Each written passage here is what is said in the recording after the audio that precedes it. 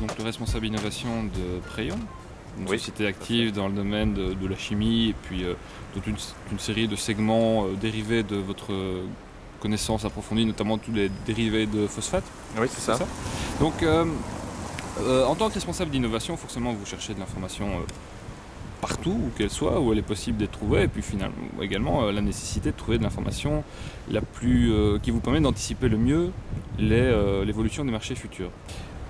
Une des choses que vous évoquez avec moi tout à l'heure, c'est que en termes d'études de marché, donc, qui est un outil qui est beaucoup utilisé dans les entreprises, vous en étiez un peu revenu, déçu par certains résultats qui étaient fournis pour une raison qui était notamment le manque de connaissances approfondies des marchés que vous demandiez d'étudier. Pouvez-vous nous expliquer un petit peu mieux votre sentiment à ce sujet ?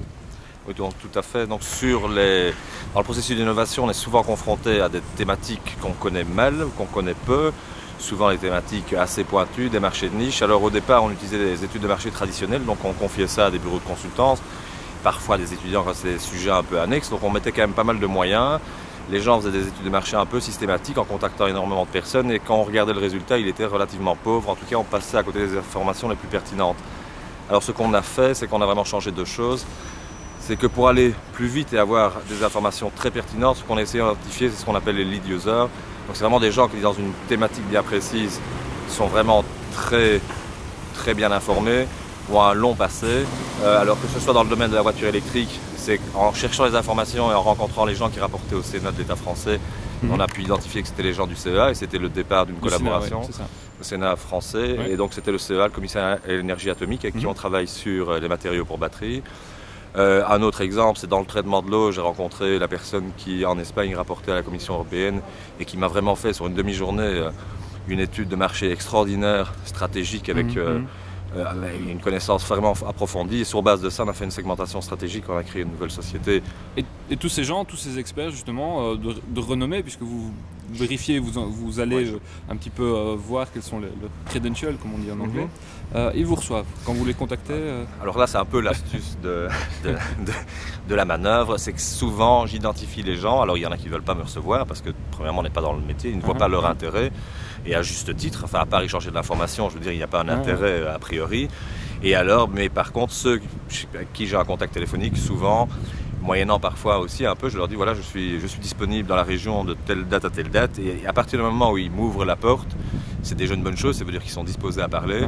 Et souvent la réunion qui est planifiée pour une demi-heure dure souvent 3-4 heures, et les gens qui acceptent de vous recevoir sont quand même souvent des gens qui sont un peu ouverts et qui vont prendre le temps. Typiquement, la personne en Espagne m'a dit ça m'aurait vraiment fait plaisir de tomber quand j'ai commencé dans mon métier, d'avoir cette opportunité-là aussi, c'est de pouvoir parler vraiment avec des gens d'expérience. Alors quand vous êtes dans un métier, il n'y a aucune difficulté à rencontrer ces gens-là. C'est par contre pour les nouveaux. Donc si par exemple sur le photovoltaïque, on veut vraiment... oui, qui est un nouveau métier pour Preyon, enfin, qui pourrait devenir un nouveau métier. Le devenir. Alors vous pouvez regarder dans les centres, dans les petites sociétés, mais enfin, typiquement, si vous parvenez à avoir un contact avec une personne bien placée dans une des meilleures sociétés dans le monde, mais ça va quand même. À partir du moment où la personne accepte de partager des informations, vous allez vraiment avoir des informations pertinentes. Et donc le fait de pouvoir bénéficier de ces rencontres, de ces retours d'expérience, de ces informations, va pouvoir nous permettre de voir quel bon type de partenariat on va pouvoir faire. Est-ce que, en fonction de ce qu'on va nous présenter, après ça, on pourra se dire qu'on va devoir faire un partenariat en type de recherche, une acquisition, un partenariat plutôt commercial.